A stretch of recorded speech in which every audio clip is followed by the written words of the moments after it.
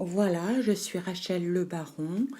J'ai envie de discuter avec vous par rapport à une méditation que j'ai faite hier et par rapport à toutes les méditations que je peux écouter sur YouTube. Je voulais intervenir pour vous dire qu'il y avait différentes raisons pour lesquelles nous faisions de la méditation. En général, les gens veulent oublier leurs problèmes, leur fatigue, leur parfois tristesse. Et il est vrai que prendre du temps pour soi, eh bien, ça ne peut être que bien. Il n'y a pas d'autre mot. En tous les cas, je voulais commencer par vous dire qu'être acteur dans votre vie, pour qu'elle devienne une œuvre d'art, vécue dans l'amour, dans la joie et dans l'harmonie, eh bien tout le monde, tout être humain est venu sur Terre pour reconnaître le bonheur et réussir sa vie et dans sa vie. Voilà ce que j'avais envie de vous dire. Alors me direz-vous, pourquoi je souffre? Pourquoi il y a de la disharmonie dans certains secteurs de ma vie? Cela vient de ce que l'on ne nous a pas appris, le véritable sens de la vie et comment fonctionnent les lois universelles. J'y tiens à ce paragraphe. Cette méconnaissance provoque la confusion et le désarroi et donne la dépression que la vie n'a pas de sens. L'impression. Personnellement, j'ai vécu cette situation et à ce moment-là, j'avais l'impression de subir les événements tout en me disant que je n'avais pas de chance. La chance existe-t-elle? Oui, la chance existe.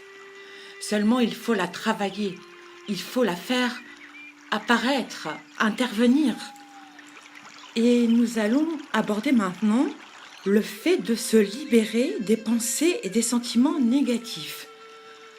Nous en avons tous, nous en avons à certains degrés, tous, et il est complètement sûr que ces pensées négatives nous pourrissent la vie. Et la vie, elle mérite d'être belle.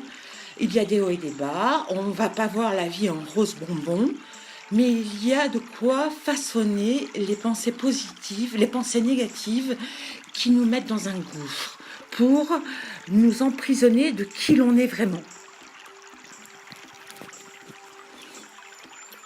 Comment se libérer des pensées et des sentiments négatifs? Vous pouvez être absolument certain que ces idées, ajoutées à une persistante auto-analyse, vous révéleront peu à peu que le faux moi n'est rien d'autre que la voix du nombre. Son rôle principal est de vous faire croire que vos problèmes sont différents de ce qu'ils sont en réalité. Elle exerce son plus grand talent dans les effets spéciaux. L'exemple suivant vous aidera à mieux comprendre les merveilleuses idées libératrices dont je viens de vous parler. Vous souvenez-vous du magicien d'Oz? Lors de leur première rencontre avec le magicien, Dorothée et ses sympathiques amis n'étaient-ils pas terrifiés? Quand le magicien parlait, sa voix résonnait comme le tonnerre dans le grand hall. Le petit groupe d'amis qui se tenait là, toutefois tremblant, croyait le terrible magicien capable de cracher les lames du feu de la fumée. Il leur parut surhumain à l'égal d'un dieu.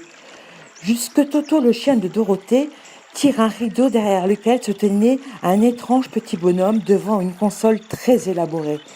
Peu importe qui il était, l'étrange petit bonhomme manipulait fébrilement des boutons et des leviers en parlant sans répit dans un microphone.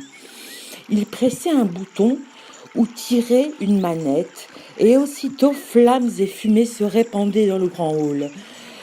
Il parlait de sa petite voix dans le microphone et la terrible voix du magicien se répercutait dans toutes les pièces, répétant exactement les mots qu'il prononçait.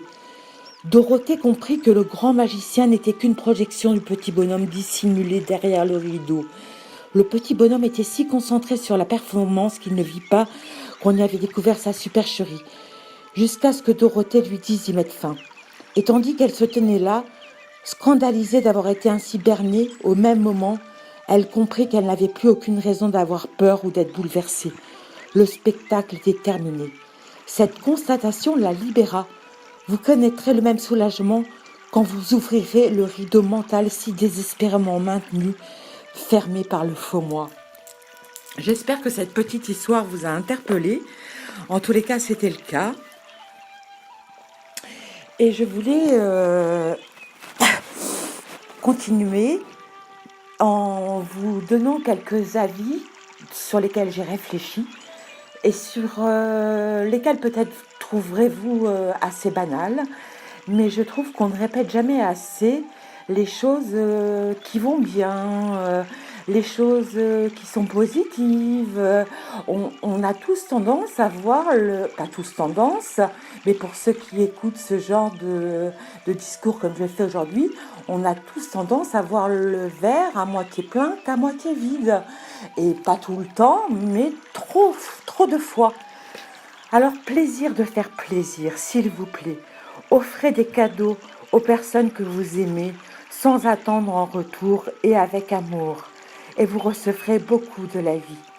À l'inverse, offrir un cadeau à quelqu'un avec l'attente d'un retour, d'un remerciement, d'une approbation, provoquera une forme de rejet de la part de la personne. Pour réussir dans la vie, il est essentiel de prendre le temps pour vous tous les jours. Vous pouvez commencer par 5 minutes pour arriver à un quart d'heure ou une demi-heure par jour. C'est l'un des moments les plus importants de la journée pendant lequel vous pouvez faire le point sur votre vie par rapport à la journée précédente, à ce qui a bien marché, vous remercier ce qui a moins bien marché, vous pardonner, rectifier, etc. Une occasion de programmer votre journée à venir en visualisant que tout se passe à merveille dans la joie, le bonheur et la douceur. Programmez et visualisez un projet qui vous tient à cœur, mais aussi un temps de méditation, d'inspiration, d'écoute des messages qui viennent du cœur. Pour ceux qui croient dans une dimension spirituelle, un temps de prière. Également, un temps privilégié permettant l'expression de votre corps, s'il y a des tensions ou des douleurs, en voir l'origine.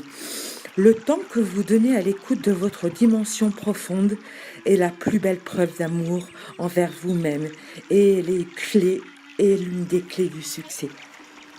Voilà, je vais finir avec vous dès maintenant et sachez que je pense bien à vous